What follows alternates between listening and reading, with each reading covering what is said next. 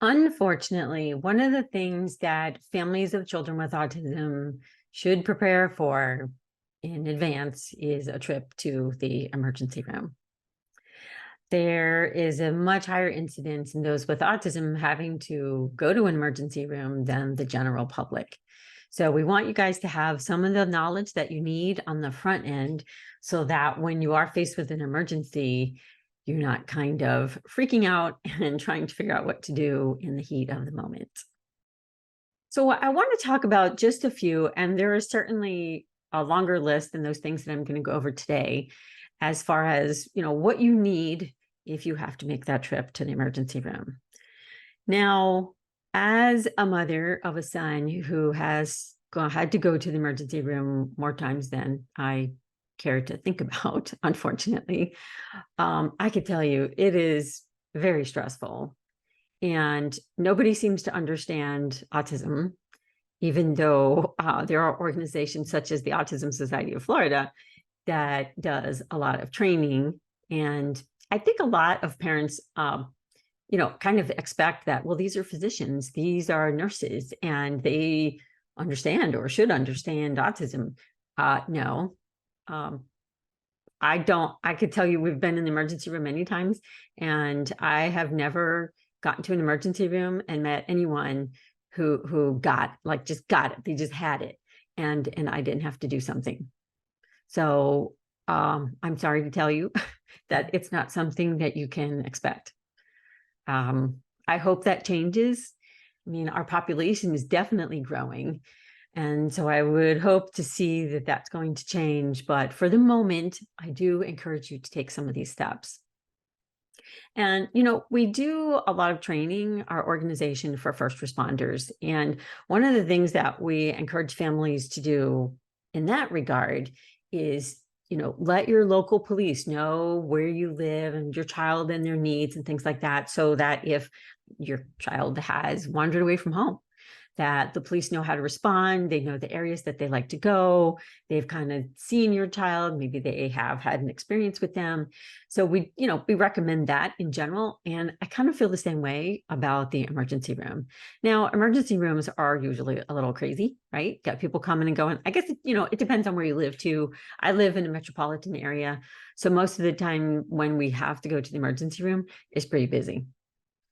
So you kind of have to know that that's the situation. But if you have the opportunity, I encourage you to take a trip to the emergency room with your child or with your adult son or daughter and just kind of check it out. See what it's like in there, because it's so much better when the stress is not high. So you can kind of go and take a look and see how things look in there. And, they say, if you've seen one person with autism, you've seen one person with autism. So different people are going to respond differently to this type of what I see as a stressful situation. Some people don't. They're okay. They kind of roll with it as long as they have the support, their family members there with them. And some people just fall apart because it's a new environment. There's a lot of noise. There's a lot of movement. There's sick people. So there's coughing and there's just people lined up in hallways sometimes. And sometimes you have to go into this thing that has the curtains around it. You don't get your own room. And so the noises are constant. You got people coming and going out in and out from the curtains and asking you questions and poking your arm and putting that squeezy thing on your arm, and just so many things are happening. But yet, when you need the emergency room, you need the emergency room. So you're not going to not go if you need it. So if you have to go, so say something comes up and there's an emergency and you have to go, if you can, and if you can't, because you are with, let's say it's a child, you're with your child, you're comforting them, you're doing what you need to do, you can ask somebody else. So call a friend, text a friend, whoever, to call the emergency room in advance and let them know that you are on your way. That way they know to expect you. And if you're already anticipating that your child is going to be falling apart and it is just going to be a really stressful situation, they kind of need to know that stuff in advance, because they can have you come in another way. They can set you up in a particular area that they know does not have a lot of drama around it. Well, if they have the space. So it's kind of contingent upon some of that stuff. But you want to let them know that you're on your way.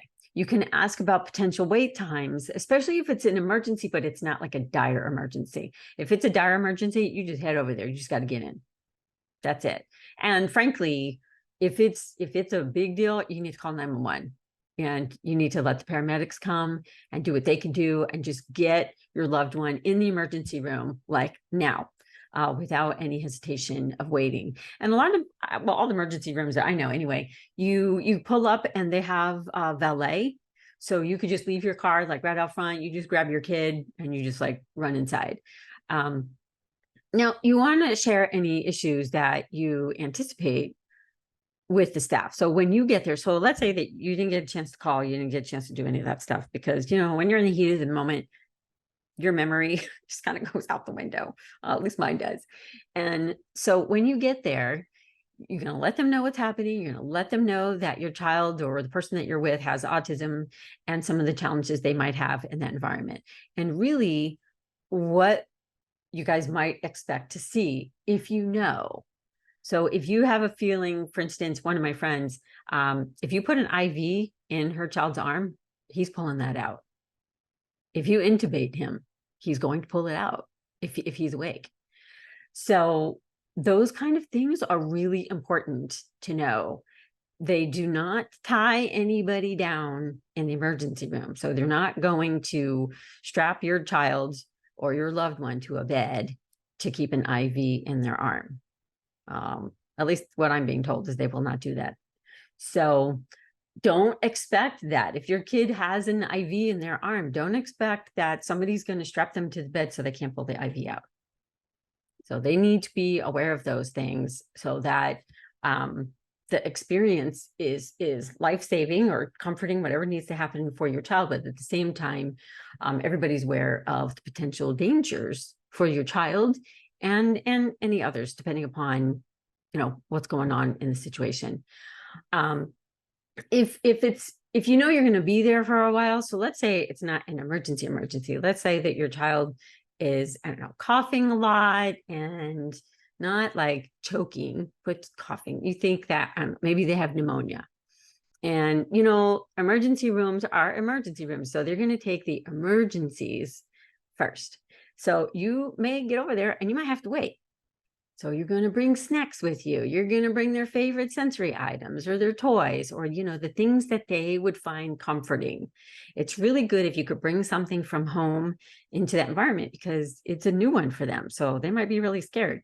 So you want to bring something for them there. The more distractions and snacks and things that you can bring, the better. And that's true for everyone. Everybody gets scared in an emergency room. It's the very nature of the space. You're bringing a phone, right? So don't forget your charger.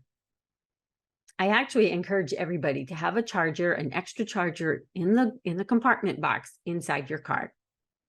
That way, wherever you are, you have access to it, as long as you've brought your car, of course. Because again, if you're going to get there and say to somebody at the desk, "Can I borrow a charger?" They're probably going to tell you no. So just be ready for that kind of stuff.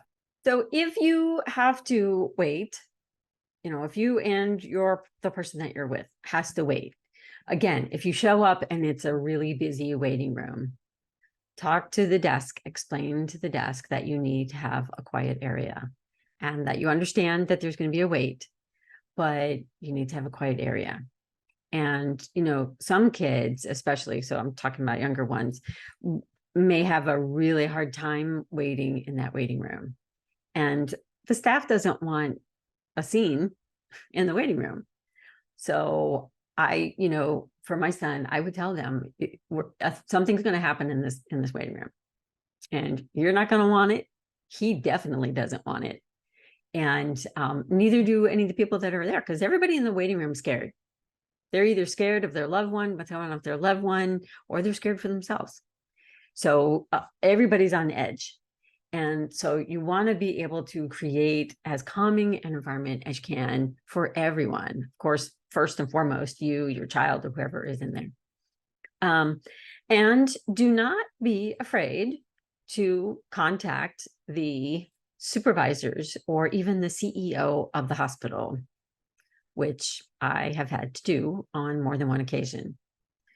And when I have had to do that, it is when we get in the back and you're dealing with physicians who may not know anything about autism, and they may be scared themselves because they don't know what you or your loved one is going to do, how they're going to react. And so you might think that they're not getting good medical care. And so don't be afraid to advocate. It's like, as parents, we need to advocate in the school system in order to get the education that we need for our kids. And it is the same thing in the medical system.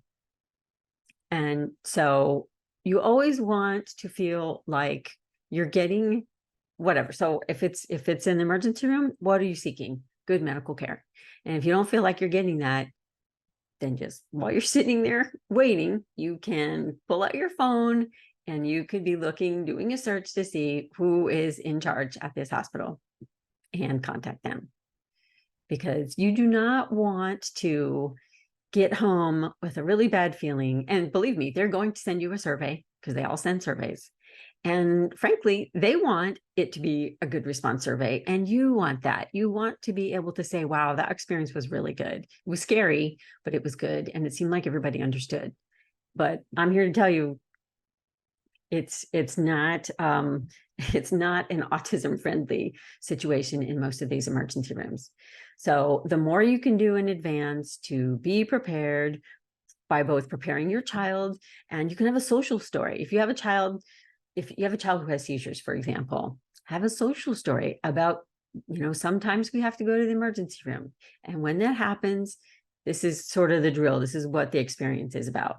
And so it's just better, and all this stuff, it is better to be prepared on the front end than have to try to react on the other side when everybody's tensions are high.